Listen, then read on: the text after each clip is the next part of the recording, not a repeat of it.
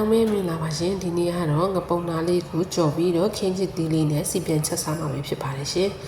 ကဲတဲ့ဦးကလည်းပူနေပြီဆိုတော့စီလေးစားထည့်ပါမယ်ရှင်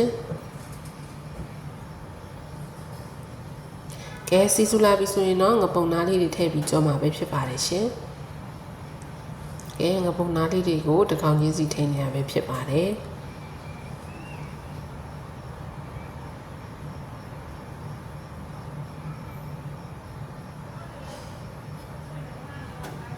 ကဲထည့်နေရပဲဖြစ်ပါတယ်ရှင်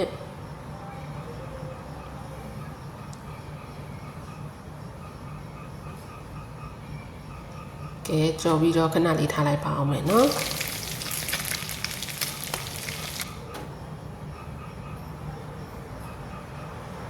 ကဲဒီဘက်မှာ9ကြော်နေတော့ဟိုဘက်မှာကတော့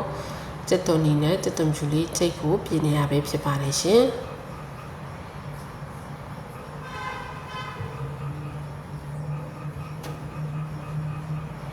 ကဲဒီဘက်မှာတော့9ကြော်လေးတွေကိုတစ်ပတ်စီလန်ပြီးနေရမယ်ဖြစ်ပါတယ်ရှင်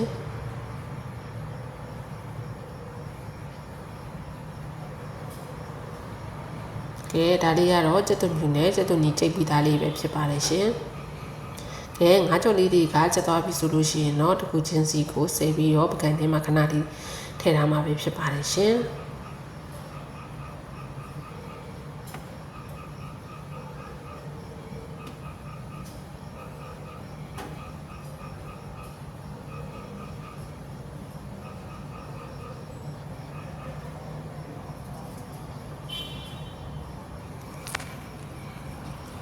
ကဲ9ကြော်လေးဆယ်ပြီးပြီဆိုလို့ရှိရင်เนาะစက်သွန်ဖြူနီလေးကိုစီစားတတ်ပါတော့မယ်ရှင်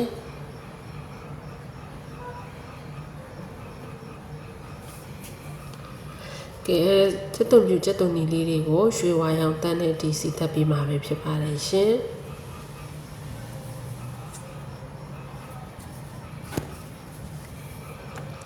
ကဲစက်သွန်ဖြူစက်သွန်နီလေးတွေကလည်းစီတက်တာကရွှေဝါရောင်တန်းနေပြီဆိုရင်တော့ငုတ်သီးစိမ့်မုတ်လေးအနည်းငယ်ထည့်ပါမယ်ရှင်ကဲငုတ်သီးစိမ့်မုတ်လေးကိုစီပြန်ပြီးတက်ထားပါမယ်ရှင်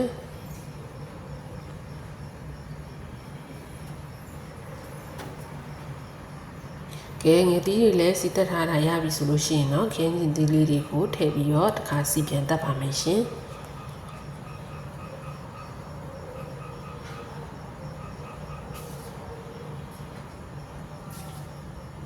ကဲခင်းကျင်သီးလေးတွေကိုရေလေးအနှဲငယ်ထည့်ပြီးတော့ပေါ့နော်ခဏလေးအုပ်ထားပြီးစီတက်ထားလိုက်ပါမယ်ကဲဒီချိန်ဒီလေးကတော့ခင်းကျင်သီးလေးကလည်းလိမ့်သွားပြီဆိုလို့ရှိရင်တော့9ကြော်လေးတွေကိုထည့်ပါမယ်ရှင်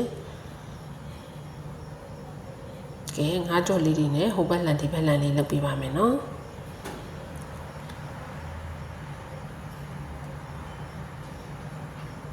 ကဲဒါဆိုရင်တော့